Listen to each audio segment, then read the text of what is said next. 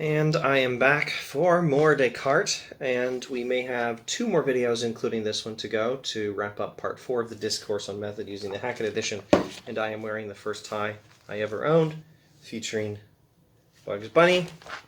Descartes says, "Finally, if there still are men who have not been sufficiently persuaded of the existence of God and of their soul by means of the reasons I have brought forward, I very much want them to know that all the other things of which they think themselves perhaps more assured, such as having a body, that there are stars and an earth and the like, are less certain.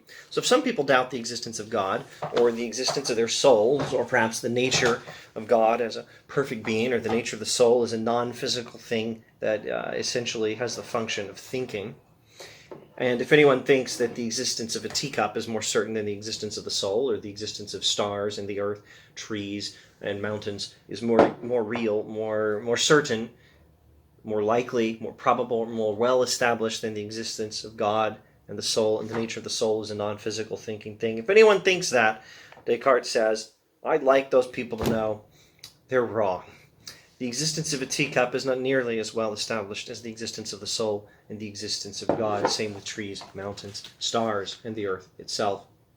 For although one might have a moral assurance about these things, which is such that it seems one cannot doubt them without being extravagant, I think we could rephrase that as meaning, for one might have a practical confidence in these things, such that if you doubt the existence of teacups, stars, trees, the earth itself, you're a weirdo, you're ridiculous. That may be so, but still, when it is a question of metaphysical certitude, which is not the same thing as practical moral confidence, metaphysical certitude, it seems unreasonable for anyone to deny that there's not a sufficient basis for one's being completely assured about them. It's unreasonable to deny that there's not a sufficient basis, so double negatives there.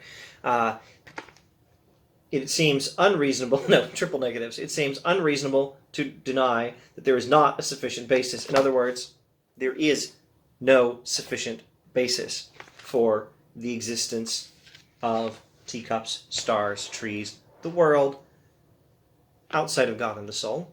When one observes that while asleep one can in the same fashion imagine that one is a different body and that one sees different stars and different earth, without any of these things being the case. Okay, so it seems unreasonable to claim I have certainty that metaphysically speaking, the teacup actually exists outside my mind. It's unreasonable to say that unless you have the right sort of evidence, and you can't get that evidence just by saying, I see it, I experience it, because I could be in a dream.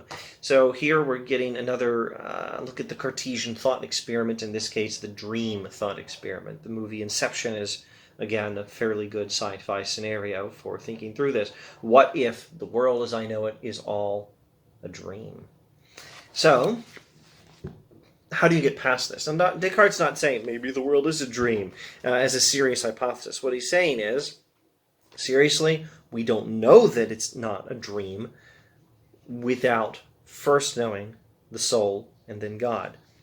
Now, let me pause before getting back to the text to reiterate what's going on here. This is part 4 of the Discourse on Method.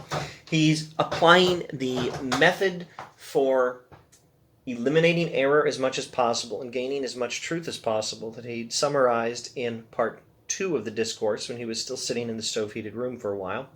He's applying that method now at last to the very foundations of knowledge, to philosophy. And the goal here is to find a new foundation for knowledge. Now, you could think of this the way I have often said it to students. The foundation is I exist, cogito ergo sum. I am because I'm thinking. I think, therefore I am. That's the foundation of knowledge. That's the first brick, or that's the foundation underlying all knowledge. Then the next thing, the next brick, the first thing you build on that is God exists, using his arguments to the existence of God that we talked about 1 or 2 videos previous, probably 1 and 2 videos previous. I exist as the foundation. Then God exists as the next layer of the new structure of knowledge, the new house of knowledge. And then the third layer is reason can be trusted. The world outside my mind exists, and my 5 senses do put me in contact with the world outside my mind. And that's what we're getting to now. Let me though state also that you might think of this a little bit differently. Maybe this is an equally or slightly better, an equally good or slightly better way of thinking through it. Instead of I exist as the foundation, then we build on it with the next layer of the new house of knowledge, God, and then the world, reason, and the 5 senses being reliable. Maybe it's better to say, instead of all that, the new foundation for knowledge is a three-layer foundation. The first layer of the foundation, I exist. Second layer, God exists. Third layer, because of the existence of God, we can know that the world outside the mind exists. My five senses put me in contact with it, and reason can be trusted. At any rate, we're at that third step right now. We've done the cogito ergo sum, I think, therefore I am. We've done the arguments of the existence of God, and now we're getting to, because of God, because of the existence of God, the perfect being, the world outside the mind exists, and reason can be trusted, and our five senses do put us in contact with the world outside the mind. In other words, all the purpose of the doubting is for the sake of certainty. Always remember that. If you have any difficulty with Descartes, this may help clear up some of the difficulties one may have with Descartes. The method is always doubt, but the purpose is always certainty. So, yes, I doubt that the teacup exists outside my mind. I could be dreaming the whole thing. But the whole point of recognizing this is to find the proof that banishes all doubt, and the proof is going to be found in the existence of God. Now, we'll probably look at that again, perhaps in more detail in the next video. In this video, let's just get a brief introduction to the idea that God proves that the world exists. The existence of God proves that the world outside the mind exists. I'm not actually dreaming everything. I'm not in the Matrix, and I'm not in a dream like in the movie Inception. Where was I in the text? For how does one know that the thoughts that come to us in dreams are any more false than the others, given that they're often no less vivid and explicit? Sometimes ideas in dreams are very vivid and explicit. And even if the best minds study this as much as they please, I do not believe they can give any reason sufficient to remove this doubt unless they presuppose the existence of God. The only way to remove the doubt, the only way to give us metaphysical certitude about the world outside the mind is proving it based on God. For first of all, even what I've already taken for a rule, namely that the things we very clearly and very distinctly conceive are all true, is assured only for the reason that God is or exists, and that he is a perfect being, and that all that is in us comes from him. It follows from this that our ideas or notions, being real things and coming from God, cannot in all that is clear and distinct in them be anything but true. Let's keep reading, and then I'll try to summarize and then shut up until the next video. Thus, if we quite often have ideas that contain some falsity, this can only be the case with respect to things that have something confused or obscure about them, because in this respect they participate in nothing. Let's not talk about participation in nothing, except to say that the idea of something participating in nothing is good Augustine stuff, but let's not talk about that right now.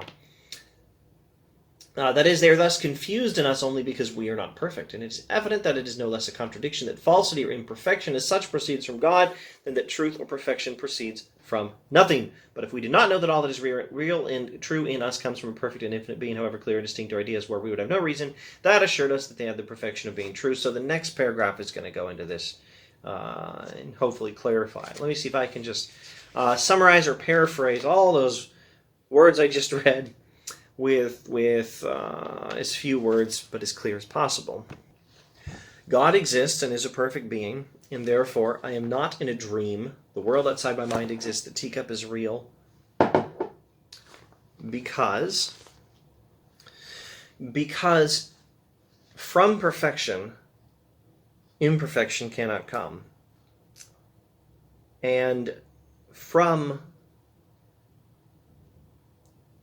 perfection, imperfection cannot come, and there is a certain amount of perfection in our ideas, namely the ones that are clear and distinct. They have that perfection of being clear and distinct, and that perfection can only come from God. It doesn't come from nothingness. And if they come from God, then they must also have the perfection of being true. There, I think that's it. Let me try to say that again, because I seriously doubt that was clear enough. God is a perfect being. Only perfection can come from God, and perfection can only come from a perfect being, not from nothingness. So there are in our minds certain clear and distinct ideas. Clarity and distinctness in ideas is a perfection, so that perfection must come from God. And since those ideas therefore come from God, they must also have the additional perfection of being true. All right. If that's not clear, I suggest you don't worry about it. Maybe the analysis in the next paragraph in the next video will make it more clear. Thanks for watching.